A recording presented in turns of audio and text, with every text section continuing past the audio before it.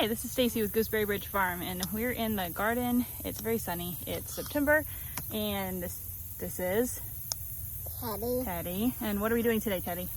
Picking basil. Cat. There's a cat here. We're picking basil. We've been really slacking on preserving basil this year, and we really like freeze-dried basil. So we are gonna work on getting some basil picked, and I'm gonna show you how we fit the most basil in our freeze dryer at once.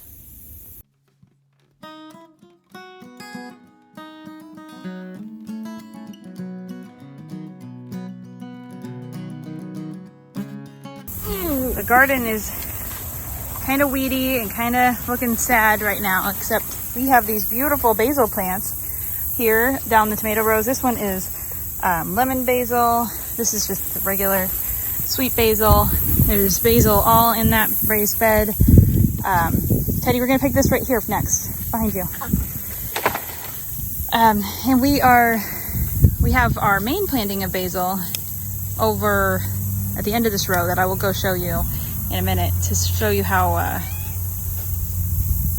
why it's a good idea to succession plant your basil. Mainly because we didn't harvest the basil. It's a marigold, the thing is huge. We didn't harvest here's a bunch more of this, okay, no, my row is blocked by this cherry tomato. I'm gonna have to go under it.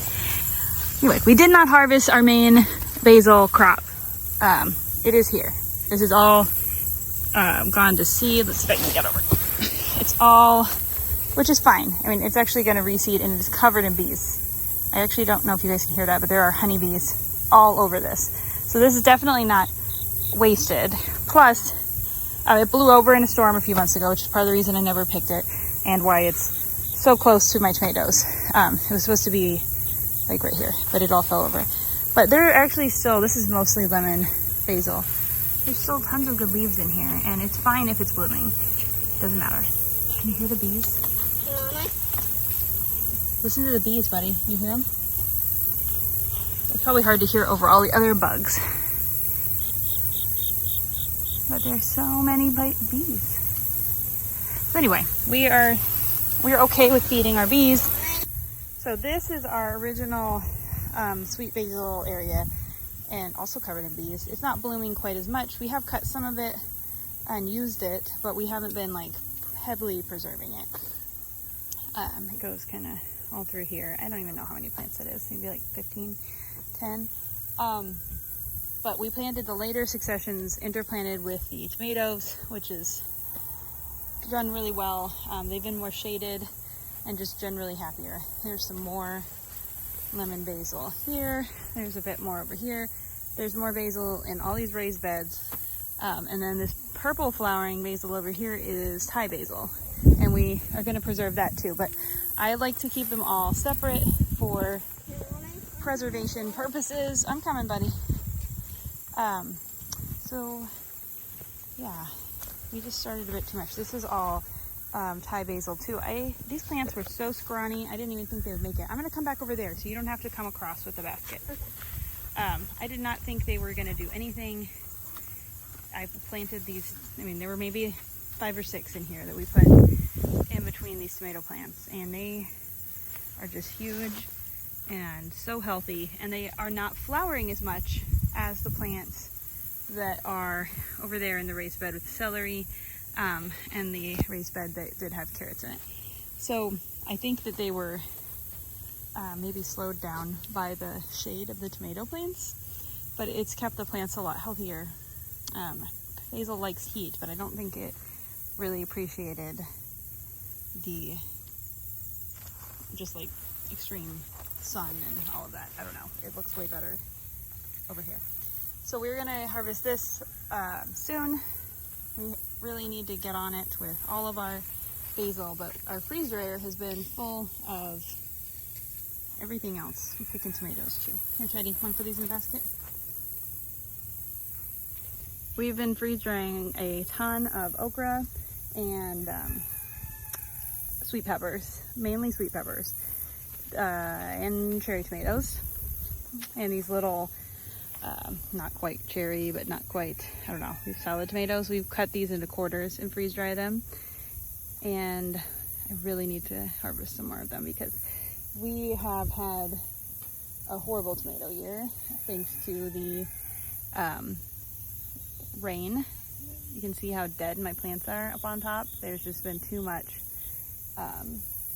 fungal issues, too much wetness and humidity and all of that.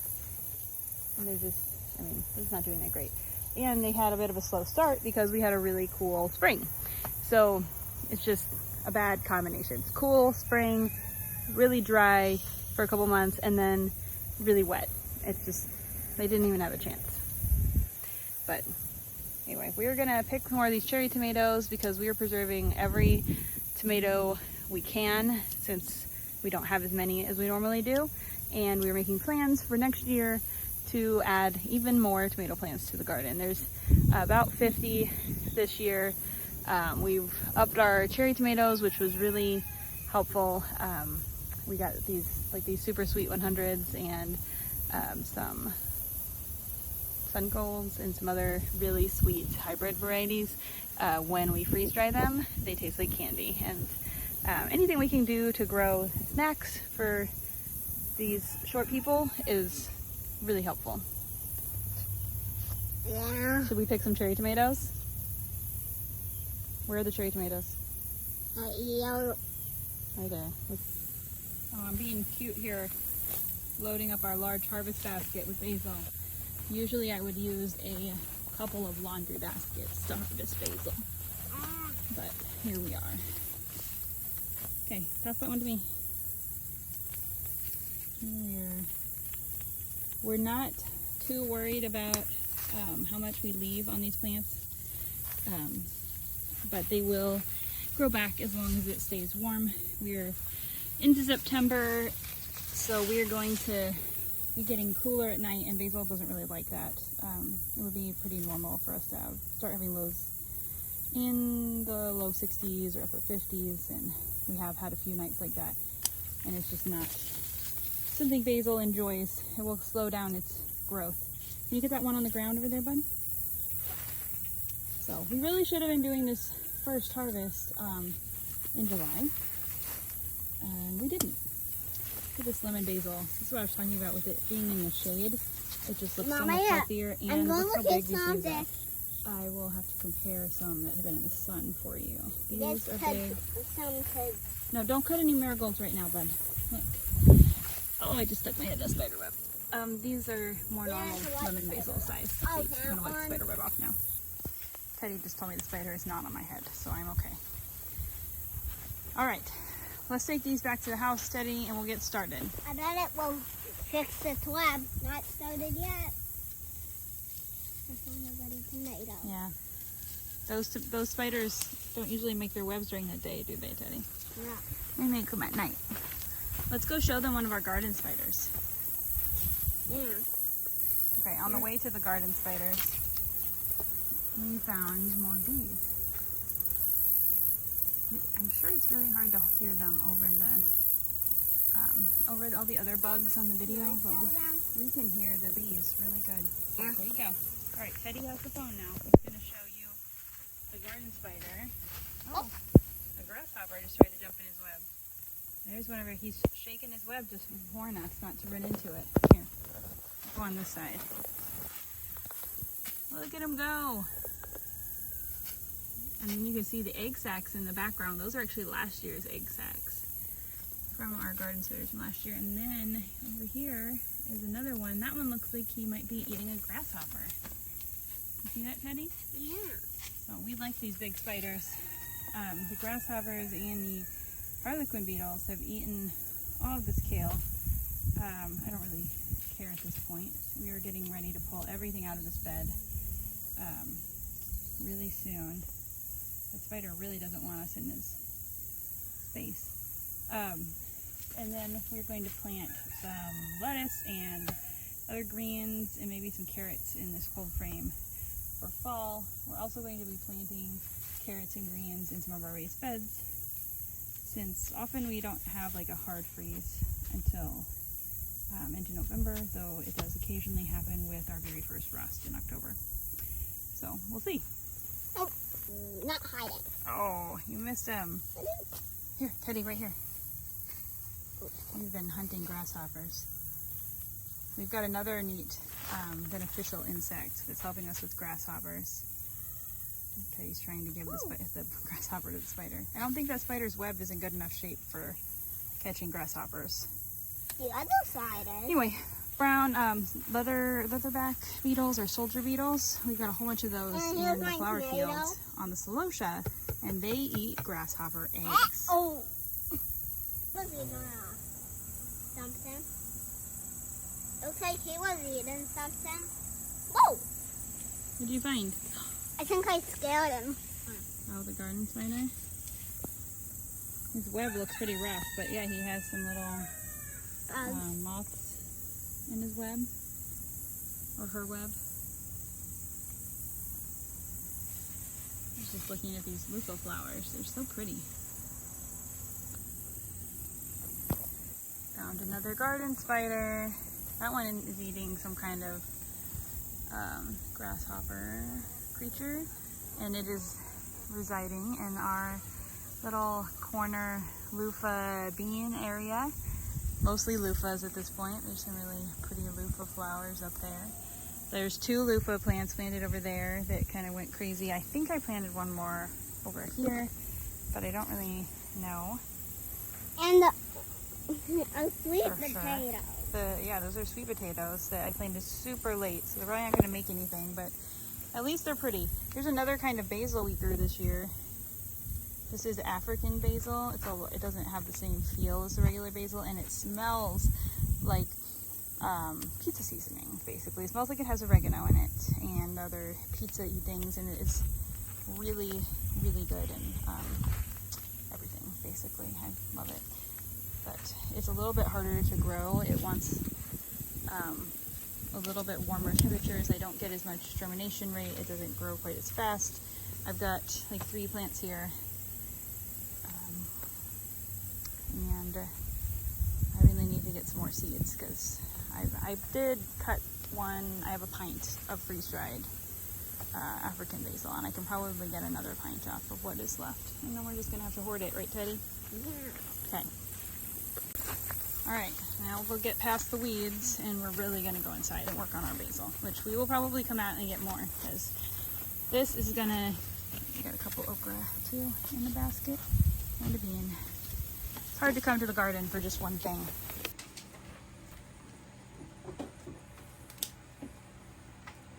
Alright, we got our basil inside. I'm just working on rinsing it in the sink. I don't really want to fill the whole sink up and do a whole basil bath, so I'm using these big long sticks that we picked first. Trying to get there's some kind of like cocoon on that one. We definitely don't want to eat that. Gross. And then just giving them a really good rinse. It doesn't really matter if they're wet because we are going to be blending them up into a paste, and it helps to get them going in the blender if they got just a little bit of water. Even though we're going to be freeze drying on them, that just means extra stuff to dry. It doesn't matter. So I'm back outside. All that basil, a whole basket plus a whole nother basket, and it only filled up about a tray and a half from the freeze dryer of 5 trays in the Harvest Right large freeze dryer. So I'm out here to get more. I'm gonna do some more of the regular basil, and then I'll start picking Thai basil probably because we don't have any of that freeze dried. What are you doing, Teddy? Italian basil. Teddy has all the basil. We are back for our 3rd trip, I think. 3rd? Maybe 4th. Take it back to the house. I'll bring some more in a minute. Okay, so here's what we are doing. Basil is getting stripped, blended with the Vitamix. Look at that basil paste. This is much better than the last round. It'll spread on here and turn into basil styrofoam. in the freeze dryer. This has got some chunks in it, that doesn't really matter. It'll all crush up once it's freeze dried, and the point of doing this is to fit more in the freeze dryer. Alright, this is our basil freeze dried. We're gonna, it's still greener on the other side and inside because it hasn't been exposed to air and whatever else. Freezing temperatures, aside oxygen is the main thing. Anyway, so we're just gonna break up these chunks and put them in this jar and put it away.